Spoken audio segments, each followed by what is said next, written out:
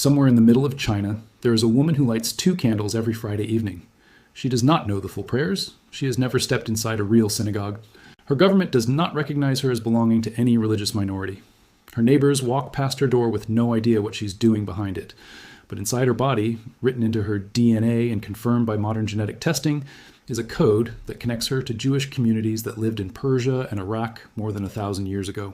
She belongs to one of the last families of what history calls the Kaifeng Jews. And what scientists uncovered about her ancestors in the last 2 years is one of the strangest and most moving stories in the entire history of human migration. Picture the year 960. The Song dynasty has just taken control of China, and one city stands above every other city on the planet in wealth, size, and energy. That city is Kaifeng. Not Rome, not Baghdad, not Constantinople, Kaifeng. More than 1 million people live inside its walls, making it the largest and busiest city anywhere on Earth at that time. Canals cut through the streets like a circulatory system, carrying boats loaded with goods. Traders from a dozen different lands haggle in its markets. Silk, spices, cotton, ideas, and rumors move through the city in every direction at once. Somewhere along the long chain of roads linking Persia, Central Asia, India, and China, a small band of Jewish traders makes a choice that will echo for 1,000 years. They are not fleeing danger. That single fact changes everything we think we know about how Jewish communities usually formed outside the Middle East. Most Jewish communities scattered across the world because of violence, expulsion, or destruction. But the people who ended up in Kaifeng were not running from anything. They were chasing opportunity. Picture-confident, multilingual merchants, skilled at trade and comfortable moving between cultures, looking at the enormous Chinese empire and deciding this is where they wanted to build their future. That single detail sets the Kaifeng community apart from nearly every other Jewish diaspora in history. But here is where the real mystery begins. For hundreds of years afterward, nobody could say with confidence exactly where these people had come from. Were they from Persia, from Iraq, from India? Some mixture of all three?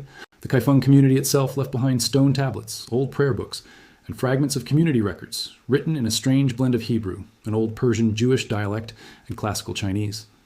Every historian who studied these fragments came away with a slightly different theory. The debate dragged on for generations, becoming one of the most stubborn unanswered questions in the study of the Jewish diaspora. Then, in 2024, a group of geneticists quietly released a study that finally broke the mystery wide open. Not with old documents, not with archaeology, but with DNA.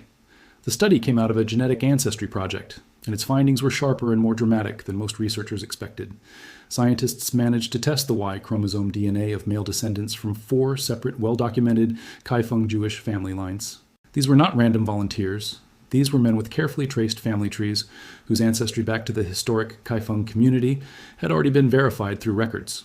The results told a story no stone carving or old missionary letter had ever managed to prove with this kind of certainty.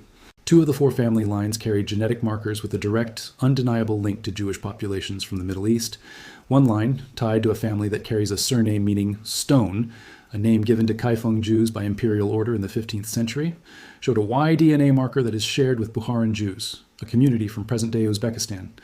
On public genetic family trees, the most recent shared male ancestor between these 2 groups is estimated to have lived around the year 1000, precisely the era when historians believe the Kaifeng Jewish community was first taking shape. That is not a coincidence. That is a biological timestamp, pinpointing almost exactly when and from which direction these travelers arrived.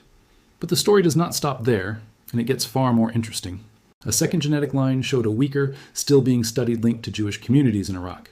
And the 4th line carried a marker that is common across East Asia and has no known connection to any Jewish population anywhere else in the world. Sit with that for a moment. One of the 4 surviving Jewish family lines in Kaifeng carries DNA that is, genetically speaking, simply Chinese, with no trace of a Jewish origin at all. What does that tell us? It tells us that, over the centuries, the Kaifeng Jewish community brought Chinese men into its ranks, through marriage, through conversion, through the slow, quiet blending that happens to any small community living in isolation at the far edge of the world. Jewish identity did not vanish, but the bloodline began to mix. And this is where the whole story shifts, because this genetic research does not just answer where the Kaifeng Jews originally came from. It answers a much bigger question. What actually happens to a community that is completely cut off from the rest of its civilization for 1,000 years? What survives? What changes? What disappears entirely? The Kaifeng Jews may be the single clearest test case in all of Jewish history for that question. And the answers are both beautiful and heartbreaking. To understand what happened to them, you first need to understand what Kaifeng actually offered these travelers, and why a group of Jewish merchants from Persia would choose to settle there permanently rather than keep moving. In its prime, Kaifeng was a carefully planned city, ringed by 3 separate walls, with the emperor's palace sitting at its very center. The Jewish community settled well within the city walls, close to the neighborhood where their first synagogue was built in the year 1163. This was not some small, hidden group living on the margins of Chinese society. This was a community wealthy and established enough to construct a large, permanent religious building in the heart of the most powerful city on the planet. They were not hiding. They were flourishing. And remarkably, the Song emperors did not persecute them. Quite the opposite. Historical accounts describe the Jews of Kaifeng being treated with genuine respect, largely spared from the kind of discrimination their fellow Jews were facing elsewhere in the world at the very same time. While Jewish communities in Europe were being massacred during the Crusades, having their sacred texts burned and being forced into conversion, the Jews of Kaifeng were eating at the emperor's table, working inside the Chinese civil service, and building synagogues with the government's blessing. The contrast is almost impossible to believe. The very same century that brought slaughter to Jewish communities in the Rhineland brought comfort and confidence to the Jewish community of Kaifeng. But here is the twist. The very thing that made Kaifeng so welcoming, its open, tolerant, endlessly cosmopolitan culture, is also the thing that slowly wore the Jewish community away from within. When a small minority group faces no outside hostility, when nothing forces it to constantly defend and protect its identity, a quieter and gentler force takes over. Simple, voluntary blending. Generation after generation, without any single dramatic event, the community drifted a little closer to the culture surrounding it. And in Kaifeng, this quiet drift faced no resistance at all. Over the centuries, the distinct customs of the Kaifeng community slowly dissolved as intermarriage with the local Chinese population, and with Chinese Muslim neighbors steadily increased. By the 19th century, the community's Jewish identity had faded to little more than memory. Sit with that sentence. A community that had preserved Jewish practice for roughly 700 years, building synagogues, guarding Torah scrolls, continuing circumcision, observing the Sabbath, eventually reached a point where all that remained was memory. Not practice, not institutions. Just a faint, inherited sense that great-great-grandparents had once been part of something called Jewish. 2 disasters sped up the collapse. In 1642, near the chaotic final years of the Ming Dynasty, the Yellow River, which had flooded Kaifeng disastrously several times throughout its history, rose up again and destroyed the synagogue. The Torah scrolls were lost in the flood. The line of rabbis was broken. Without rabbis to pass down knowledge, without a synagogue to anchor the community, and without any real connection to the wider Jewish world, the slow unraveling suddenly sped up. Within a couple of generations, most of the community could no longer read Hebrew. Within a couple more, they could no longer pray in the traditional way. They kept a few dietary habits. They remembered they were somehow different. But the daily practice, the living tradition, the whole framework that makes a community religiously Jewish in the everyday sense was gone. And through all of this, the rest of the Jewish world had absolutely no idea any of it was happening. For roughly the first 1,000 years of their existence, the Kaifeng Jews were completely invisible to Jewish communities everywhere else. No European Jew knew they existed. No community in the Middle East had ever heard of them. They lived in a bubble, cut off not just culturally, but geographically, sitting at the far eastern edge of the entire trading world. By the end of the 10th century, the dynasty controlling the Silk Road had collapsed. And over the following centuries, the routes linking China to the Middle East grew increasingly dangerous until they eventually stopped being used at all. The very road that had carried these Jewish travelers into China quietly closed behind them. The first outsider to ever discover them was not a scholar or a scientist.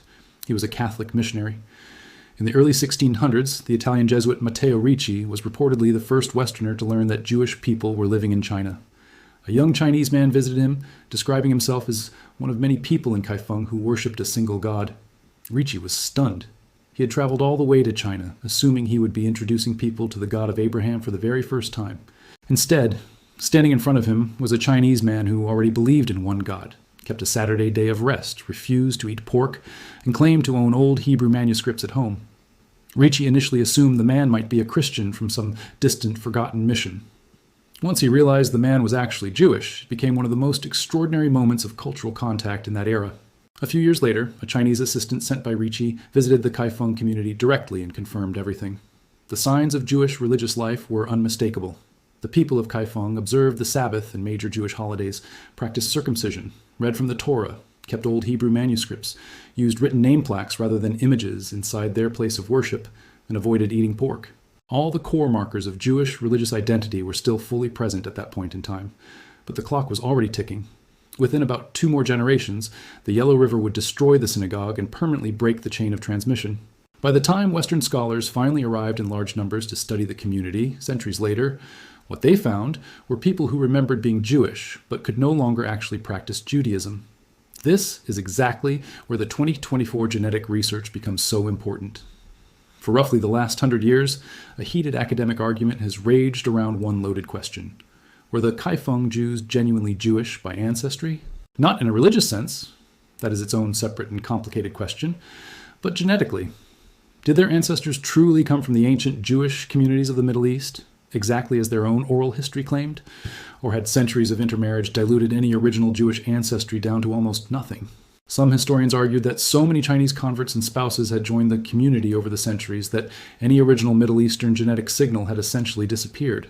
Others argued that because Kaifeng Jewish identity was passed down strictly through the father's line, a meaningful thread of Middle Eastern ancestry had likely survived intact in the male bloodlines.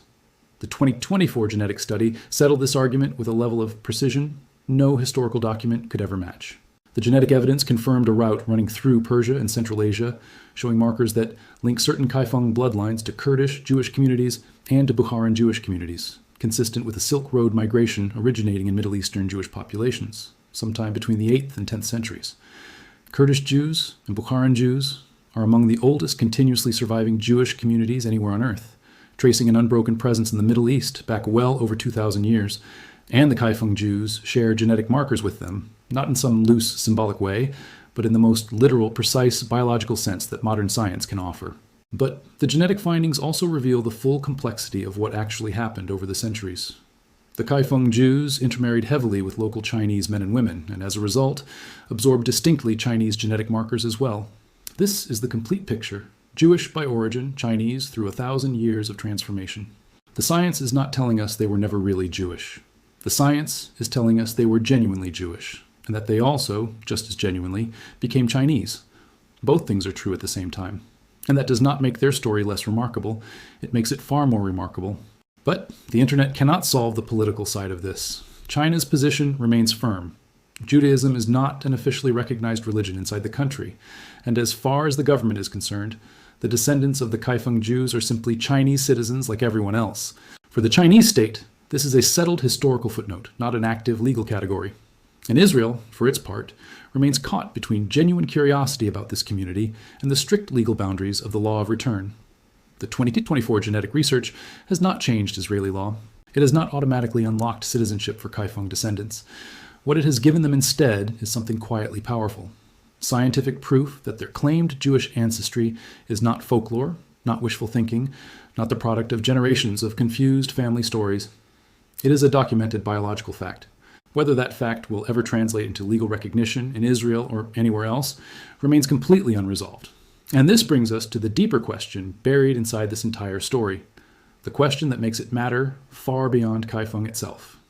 What actually is identity? The genetic research shows us that DNA can outlast culture. You can lose your language. You can lose your religious practice. You can lose your synagogue, your sacred texts, your rabbis. You can intermarry across 20 generations and be officially reclassified as a different ethnicity by your own government. And the genetic marker inside your Y chromosome will still point, with total biological precision, back to a Jewish family living in the mountains of northern Iraq 1,000 years ago. The body seems to remember what the culture eventually forgot. But is that enough to count as identity on its own? The Kaifeng descendants themselves are divided on this question, and their disagreement reflects a divide that runs through nearly every modern conversation about identity anywhere in the world. Some of them feel deeply Jewish, not because they practice the religion, speak Hebrew, or observe the Sabbath, but simply because they know where they came from, and that knowledge alone feels like identity to them. Others feel fully and completely Chinese, with a distant Jewish ancestry that is interesting, but not something that defines them. And others land somewhere in between, in a space that doesn't really have a name yet, in Hebrew, Chinese, or English, for the experience of being ancient by blood but hybrid by culture, belonging fully to two civilizations at once, and fully to neither. The scientists who ran the 2024 study were never trying to answer that deeper question. Their job was to establish the biological facts, and they did that with remarkable precision. Old manuscripts from the Kaifeng community even use a Judeo-Persian dialect, the actual language once spoken by ancient Jewish communities in Persia, preserved inside a Chinese city, written by people who looked Chinese, carried Chinese names, ate Chinese food, and spoke Chinese in daily life, but who still, in their most sacred documents, reached all the way back to the language of their ancestors. That is not simple assimilation. That is something far more complicated and far more human. That is a community trying, for as long as it possibly could, to hold two entire worlds together inside itself. They managed to hold on for roughly 700 years before the floods came. The rabbis died out, and the Hebrew language slowly slipped away. 700 years. For comparison, the United States has existed for under 250 years. Most modern nations on Earth are younger than the length of time the Kaifeng Jews managed to keep a functioning Jewish community running in the heart of China, completely cut off from the rest of the Jewish world. What they accomplished, in terms of pure cultural endurance, was extraordinary by any historical measure. The fact that it eventually ended is not really a failure. It is simply what happens when a small community stays isolated long enough, when enough disasters pile up, and when enough generations pass without any outside renewal. And now, in these early decades of the 21st century, something quietly remarkable is happening again. The isolation is finally breaking, not because the old trade routes have reopened, but because the internet has built something functionally similar, a network connecting people, ideas, and identities across enormous distances. The descendants of the Kaifeng Jews are reconnecting with the wider Jewish world in ways that simply were not possible even 30 years ago. Some are leaving China entirely. Some are staying and trying to rebuild something local. Some are simply exploring, trying to understand what this new genetic evidence means for how they see themselves. What they are discovering, slowly, is that their story is not really a story about loss, even though there is real loss inside it. It is not really a story about failure, even though there is failure inside it too. It is, more than anything, a story about how stubbornly human identity can hold on, how even 1,000 years of isolation, blending, political pressure, and natural disaster still could not fully erase the thread connecting a people back to where they began. The DNA was there the entire time, quietly waiting to be read. The genetic marker inside the Y chromosome of a man living in Kaifeng was always pointing back across the mountains, across the Iranian plateau, across the deserts of Mesopotamia, toward the ancient Jewish world his ancestor left behind 1,000 years ago, carrying trade goods, ambition, and a religion he fully intended to keep alive. And now the real question is genuinely open, with consequences nobody can predict yet.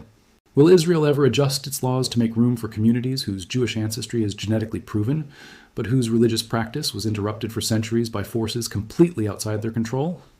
Will China continue quietly discouraging the identity of a few hundred people whose very existence complicates its official story of a single, unified ethnic identity?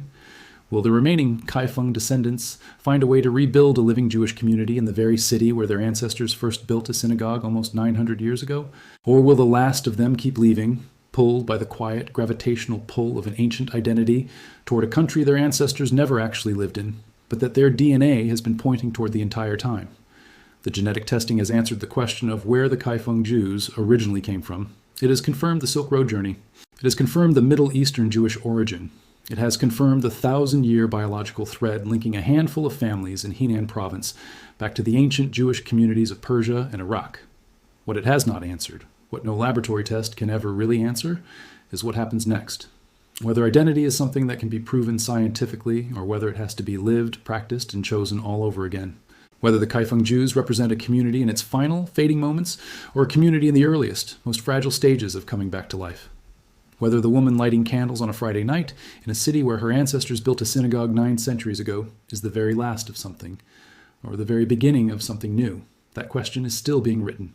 And the people writing it are carrying quietly inside their own blood the genetic memory of one of the most extraordinary journeys in the entire history of our species. The research uncovers something else entirely unexpected, something that stretches this story in a direction almost nobody anticipated.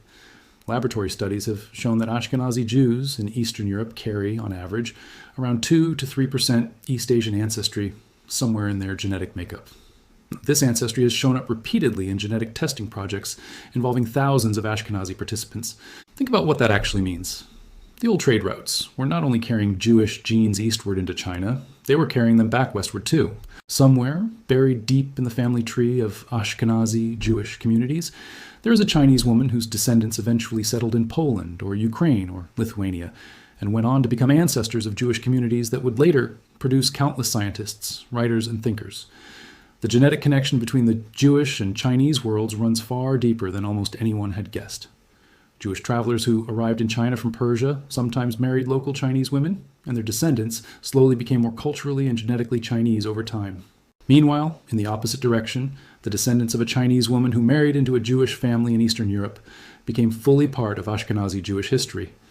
In the strange and quiet way, both the Kaifeng Jews and the Ashkenazi Jews ended up carrying the inheritance of two of the oldest civilizations on the planet, China and Israel. Take a moment with that. Two of the most ancient, most culturally distinct, and most historically significant peoples on Earth, connected not through politics or religion, but through the simple human fact of intermarriage along a trade route 1,000 years ago. Now let's bring this story fully into the present, because this is not only history. The descendants of the Kaifeng Jews are alive today, and what they are experiencing right now in 2025 and 2026 is one of the most complicated identity struggles happening anywhere in the world.